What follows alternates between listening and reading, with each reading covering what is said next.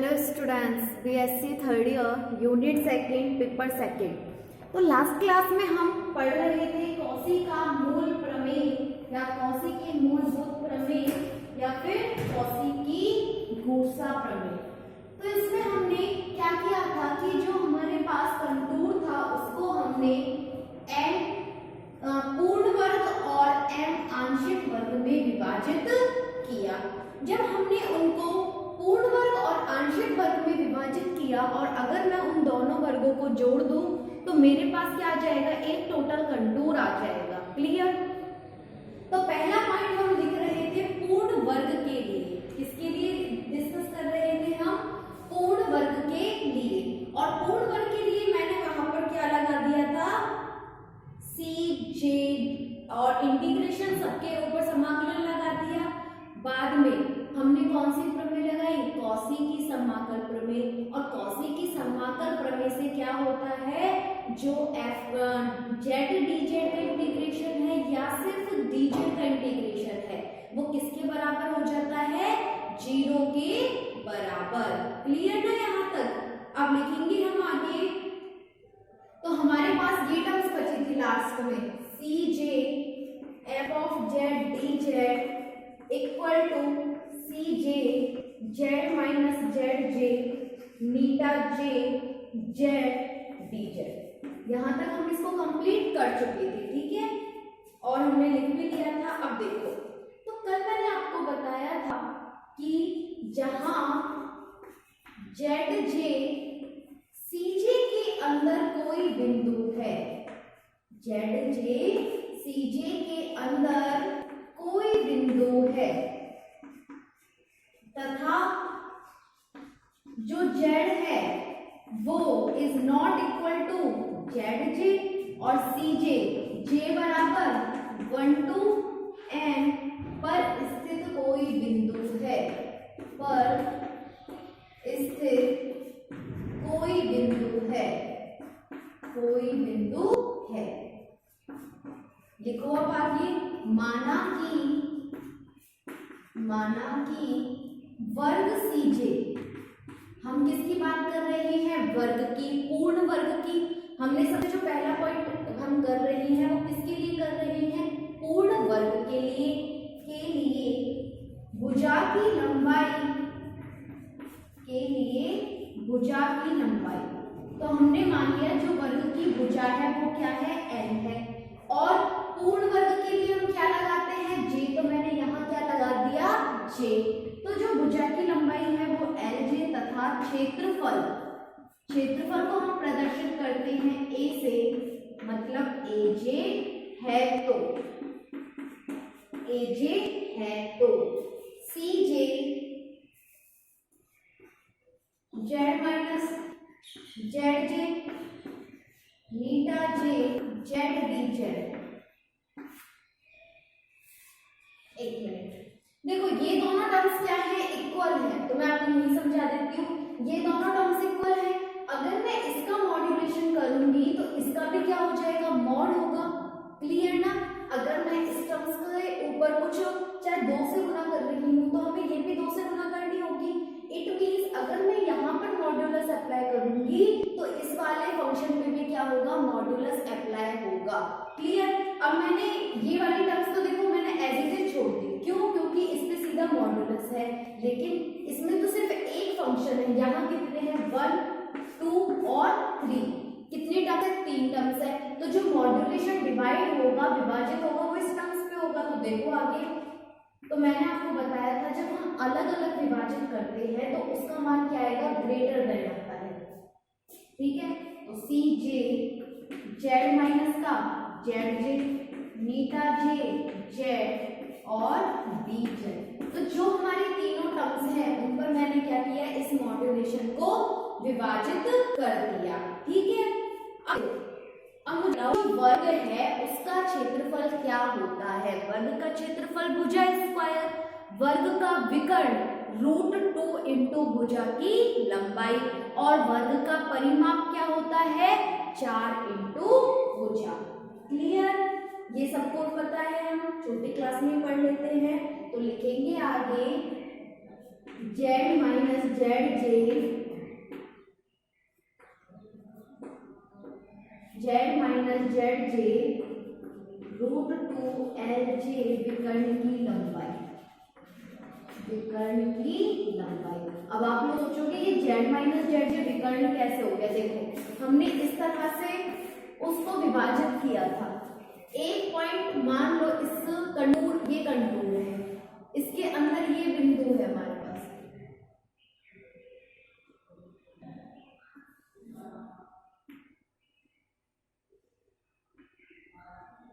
ये कोई हमारा कंटूर है जिसको हम इस वर्ग के लिए देख रहे हैं। इस कंटूर के अंदर एक पॉइंट जेड यहाँ पर है और कंटूर का दूसरा पॉइंट जेड जे यहाँ पर है।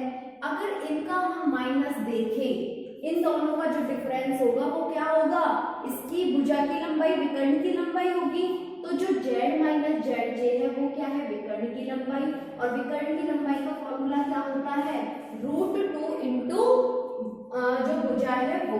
तो भुजा का क्या मानी है हमने, एल जे। तो जेड माइनस जेड जे का जो मान होगा वो क्या होगा, is less than equal to 2 root L J. अब हमने यहाँ लेस देन इक्वल टू क्यों करा है, क्योंकि कंफर्म नहीं है कि भुजा की लंबाई कितनी है, कम ज्यादा हो सकती है, तो इसको हम लेस देन इक्वल टू में लेके चलेंगे। क्लियर। अब देखो जो ये dz है, अगर सिर्फ इस इंटीग्रेशन को मैं dz पे लगाऊं तो ये क्या होता है, उसका परिमाप। तो पहले से नोट करो फिर आगे लिखेंगे हम। नोट करो इसे जल्दी से।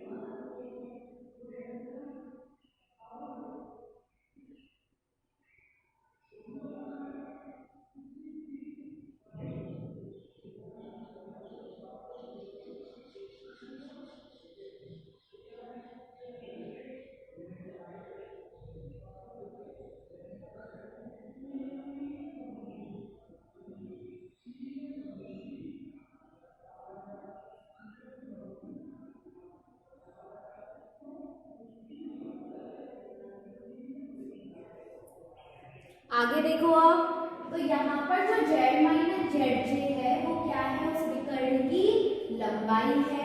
अब हम अगर इंटीग्रेशन करें dz का तो क्या आएगा हमारे पास, वर्ग का परिमाप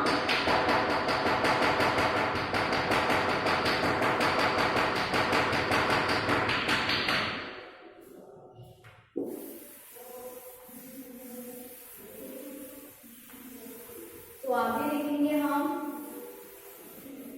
देखो इस इक्वेशन को मैं ऐसे भी इसलिए कर रहने दूंगी क्योंकि ये हमें अभी यूजफुल है, ठीक है। तो इस इक्वेशन को आप नोट मत करना, सिर्फ इससे ऊपर वाला नोट करना है आपको अभी, इससे ऊपर वाला। क्लियर ना, ये वाली इक्वेशन दोबारा नोट मत कर लेना। लिखो आगे, सी जे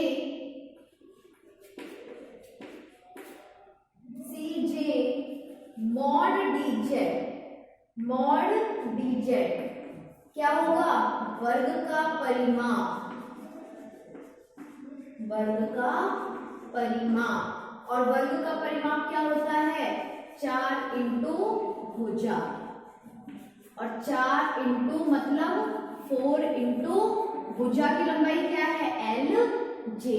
तो हमारे पास जो वर्ग का परिमाप आया वो क्या हो गया, 4LJ। ठीक है। अब देखो मैं जो भी मेरे पास मान आए हैं मैं उन मानों को कहाँ रख रही हूँ, इस समीकरण में। तो देखो हमारे पास बनेगा CJ Z minus Z J मीटा J Z D Z is less than equal to, Z minus Z J का मान क्या हो गया, is less than equal to, ये भी लेस देन हो गई, ठीक है। यहाँ पे √2LJ और मीटा J Z as it is, और dz मतलब 4LJ। ठीक है, अब इस इक्वेशन को मैं हटा सकता तो हमारे पास क्या आ गया, विकर्ण की लंबाई और उसका परिमाप आ गया।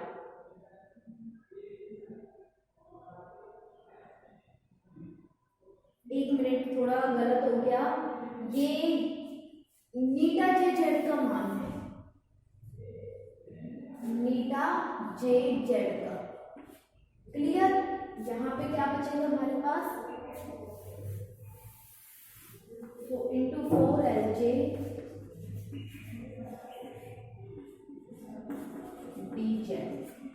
dz परिमाप नहीं होता, क्षेत्रफल होता है। सॉरी, गलती से थोड़ा चेंज हो गया था। जो dz है वो क्या होता है, क्षेत्रफल होता है। और क्षेत्रफल को हम किससे व्यक्त करते हैं, मैंने किससे व्यक्त किया है, aj से। तो लिखो आगे C J Z minus Z J मीटा जे जेड डी जेड का mod is less than equal to 4√2 L square J, और मैंने जो क्षेत्रफल है उसे मैंने प्रदर्शित कर दिया ए जे से।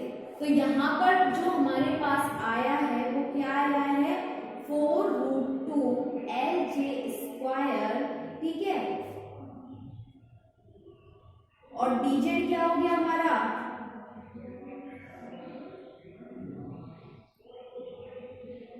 क्षेत्रफल हो गया। क्षेत्रफल को हमने एक जे से प्रदर्शित कर दिया।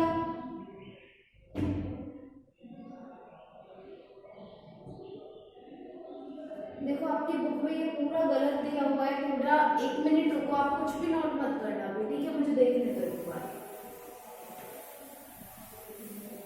ये आपकी बुक में गलत डेरिवेशन है, वन टाइम मुझे चेक करने दो इसे, क्योंकि अगर हम dz को इसका परिमाप करेंगे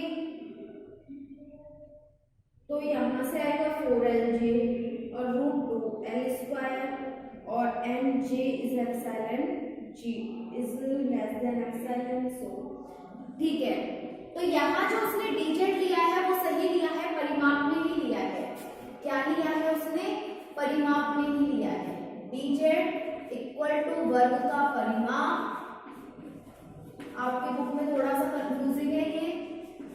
तो वर्ग का परिमाप क्या होता है, 4 इंटू भुजा, इट मीन्स 4LJ।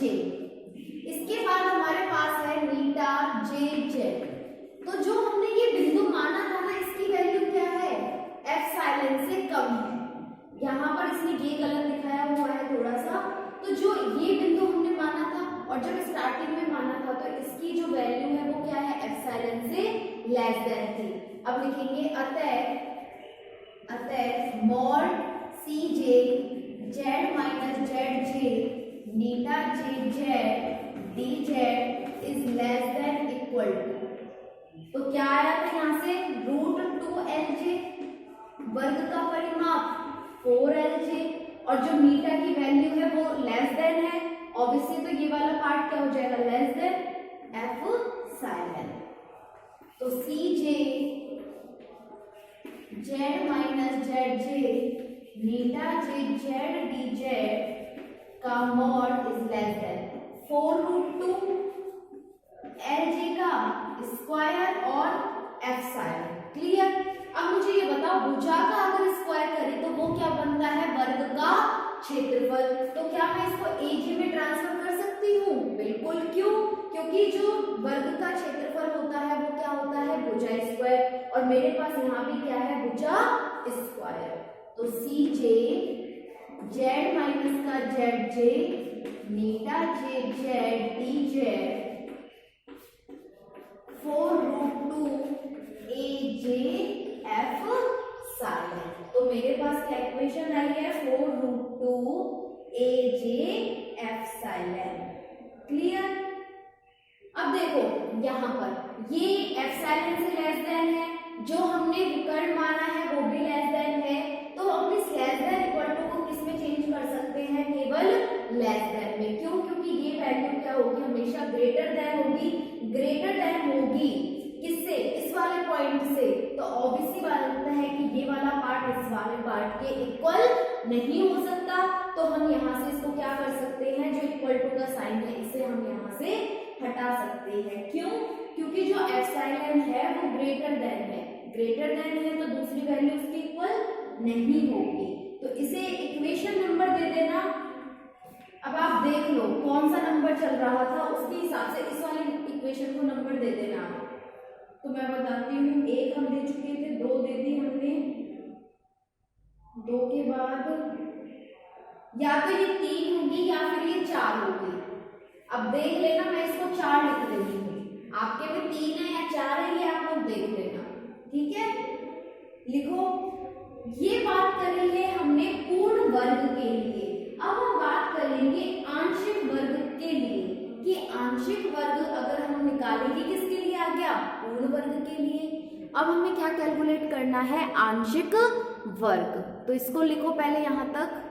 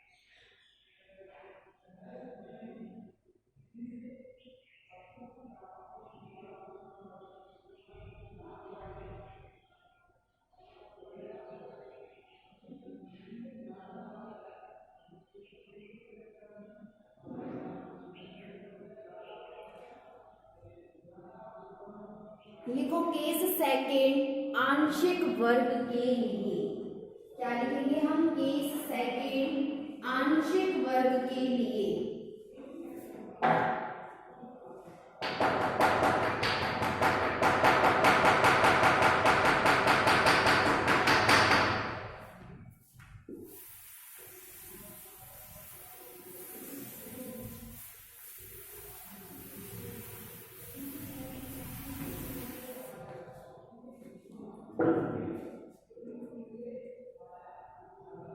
लिखो आगे आंशिक वर्ग के लिए।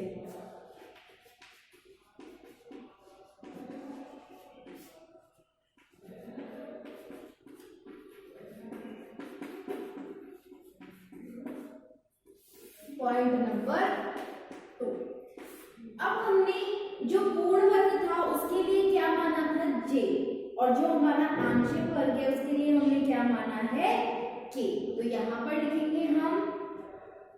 अब देखो उस इक्वेशन में हम क्या करेंगे, जे की जगह सिर्फ के पुट कर देंगे और सी की जगह डी, ठीक है। D K F of Z D Z equal to D K Z minus का जेड, जे लिखते थे तो के चेंज कर दिया, यहाँ के जेड डी जेड। तो वापस हम ये उसी इक्वेशन पे आए और उसको हम किसके लिए हल करेंगे, अब आंशिक वर्ग के लिए। अब देखो, अगर मैं इस वाले टर्म्स का मॉड्यूलस करूं तो इस वाले टर्म्स का भी मॉड्यूलस होगा, तो नेक्स्ट टर्म्स होगी हमारी D K F of Z D Z equal to D K Z minus Z के नीटा के जेड डी जेड, ठीक है। अब ये वाली टर्म्स तो एक है, सिर्फ एक फंक्शन है जेड का, लेकिन इसमें कितने फंक्शन हैं, 3 फंक्शन है। तो हम क्या करेंगे, इस मॉड्यूलस को तीनों टर्म्स पर, तीनों पदों पर समान रूप से विभाजित करेंगे। तो नेक्स्ट टर्म्स होगी D K Z minus Z के नीटा के जेड डी जेड, ये क्या हो जाएगा, लेस देन इक्वल टू हो जाएगा किसके, डी के जेड माइनस का जेड के का मॉड, नीटा के जेड का मॉड और डी जेड का मॉड। तो यहाँ क्या हुआ, ये तीनों पदों पर, तीनों टर्म्स पर समान रूप से विभाजित हो गया। ठीक है, सेम उसी तरह की उसकी भुजा हमने मानी, लिखेंगे आगे, माना आंशिक वर्ग की भुजा की लंबाई, आंशिक वर्ग के लिए भुजा की लंबाई, भुजा की लंबाई। अब उसमें जे दिया था तो यहाँ क्या लिख लेंगे हम, के क्षेत्रफल, क्षेत्रफल ए के हो तो, ए के हो तो हम से उसी तरह से z माइनस जेड की क्या होगा, विकर्ण की लंबाई, और विकर्ण की लंबाई क्या होती है। अब हम यहाँ बात करेंगे आंशिक वर्ग की, ना कि पूर्ण वर्ग। आंशिक वर्ग के लिए वो थोड़े चेंज हो जाते हैं, तो पहले नोट करो इसे।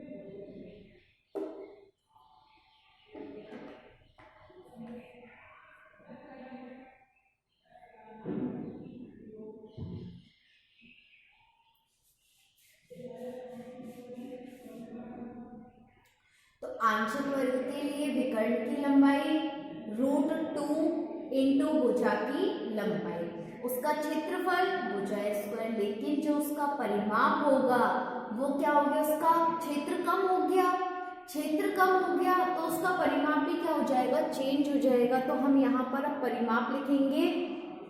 देखो आगे कि इसमें सिर्फ थोड़ा सा चेंज है, सिर्फ इसमें परिमाप में जो नीटा के जेड की वैल्यू है वो क्या है, ये लेस देन होगा एप्सिलॉन से।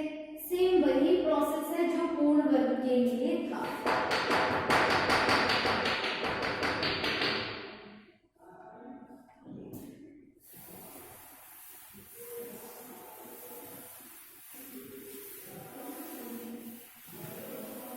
देखो आगे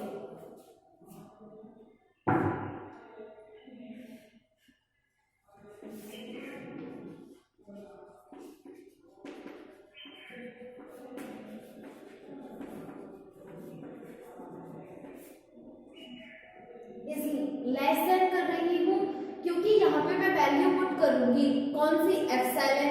एप्सिलॉन में अगर वैल्यू पुट करूंगी तो वो क्या है, ग्रेटर देन है, ये वाली वैल्यू ग्रेटर देन हो जाएगी तो ऑब्वियसली ये इसके इक्वल नहीं आएगी। क्लियर। तो यहाँ पे मैं सिर्फ क्या लगाऊंगी, इज लेस देन। यहाँ पर होगा z माइनस जेड जी मीन्स 2l भुजा की लंबाई, और नीटा वाले का मान रख दे मैंने एप्सिलॉन, क्या बचा d के dz मीन्स उस आंशिक वर्ग का परिमाप। अब आंशिक वर्ग का परिमाप हम किस तरह से कैलकुलेट करेंगे, देखो d के dz इसे लिखेंगे आंशिक वर्ग का परिमाप, आंशिक वर्ग का परिमाप, क्योंकि जो कंटूर की परिसीमा पर स्थित जो भी वर्ग हैं वो कैसे वर्ग हैं, आंशिक वर्ग हैं। तो इसका जो मान क्या होगा, ऑब्वियसली बात है जो पूर्ण वर्ग के लिए जो परिमाप है उससे कम होगा। तो देखो क्षेत्रफल क्या होता है, 4 इंटू भुजा की लंबाई और उसकी परिसीमा,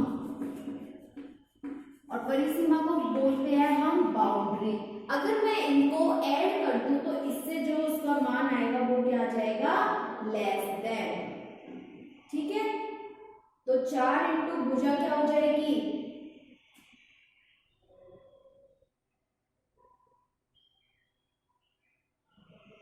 देखो वहां भी हमने n मानी थी, यहाँ भी l, तो इसको चेंज कर लेना, नहीं तो हम जब हल करेंगे ना तो थोड़ी प्रॉब्लम आ जाएगी। इसको भुजा की लंबाई के ऊपर क्या लगा लेना, डैश लगा लेना, तो ये क्या हो जाएगा 4l के डैश प्लस परिसीमा को मैं व्यक्त कर रही हूँ s k से।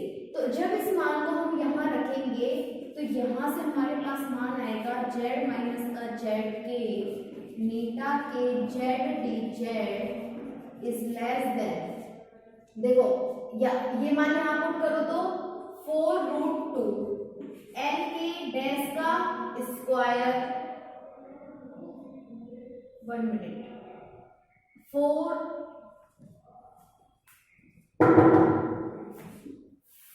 √2 एल के डैश एप्सिलॉन 4 एल के डैश प्लस का एस के। तो हमारे पास जो आंशिक वर्ग के लिए आया है वो क्या है, √2 एल के डैश एप्सिलॉन 4 एल के डैश प्लस का एस के। क्लियर। अब इसका क्या किया है, इस एल के जो डैश मेरे पास है इसे मैंने अंदर गुना कर दिया, ठीक है।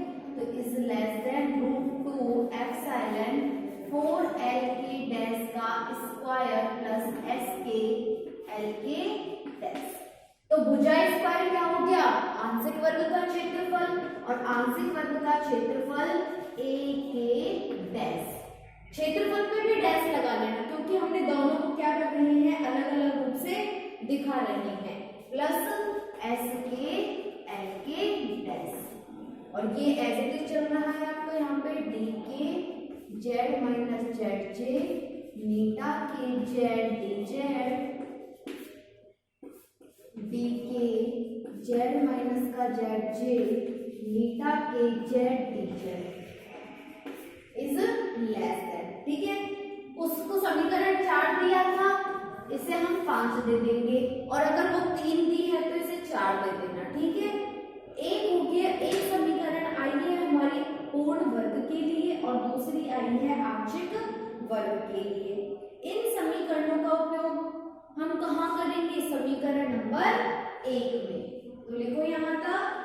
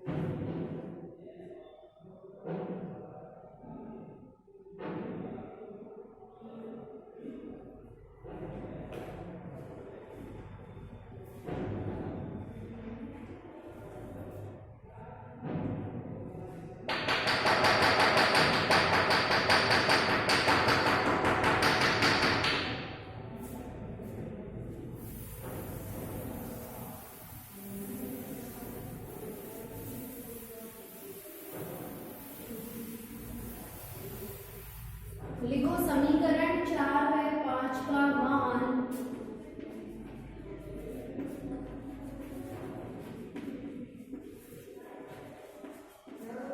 समीकरण 1 में रखने पर, समीकरण 1 में रखने पर, तो जो 4 और 5 का मान है उन्हें समीकरण 1 में रखेंगे तो हमारे पास क्या आएगा, C J F of Z D Z.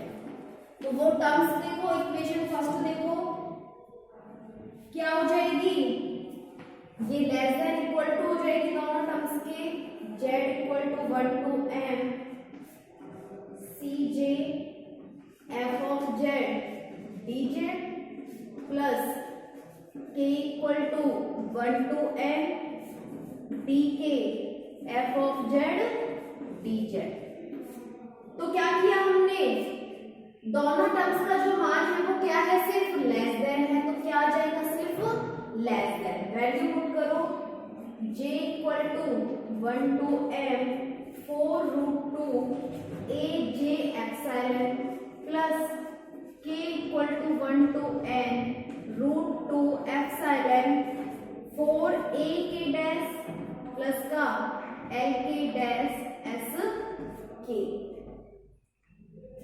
Is less than 4 root 2 मैंने क्या ले लिया, कॉमन, और एक कॉमन ले लिया एप्सिलॉन, क्या बचेगा, j equal to 1 to m a j k equal to 1 to m a k dash plus का root 2 epsilon k equal to 1 to n l k dash s k।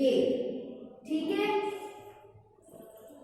लिखो वक्र C की लंबाई L यदि या माना वक्र C की लंबाई L तथा C को अंतर्दिष्ट करने वाले C को अंतर्दिष्ट करने वाले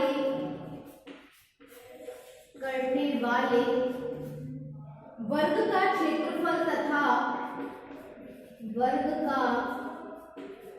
क्षेत्रफल तथा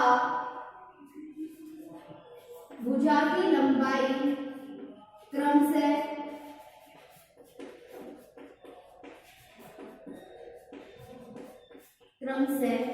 a व a हो तो अब हम क्या करेंगे, उसको चेंज कर देंगे। ठीक है, यहां से क्या लिखा कि अगर उस वक्र की लंबाई क्या हो, एल के हो, ठीक है, और वहां पर जो उसकी वर्ग का क्षेत्रफल है उस कंटूर का वो कैपिटल ए और उस भुजा की लंबाई स्मॉल ए है, तो इनको हम पुट करेंगे, मान निकालेंगे। लिखो पहले यहां तक इसे,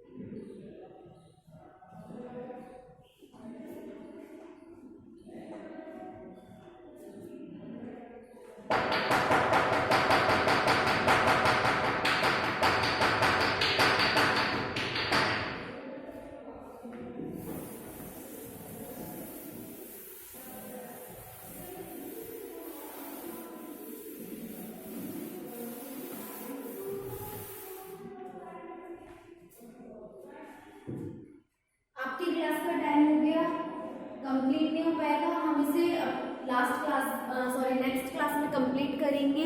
ओके, तो यहाँ तक हमने पढ़ लिया आंशिक वर्ग और पूर्ण वर्ग का, दोनों को हमने ऐड कर दिया और दोनों को ऐड करके हमारे पास एक इक्वेशन आ गई और उस इक्वेशन को हमने कल की क्लास में हम सॉल्व करेंगे। क्लियर?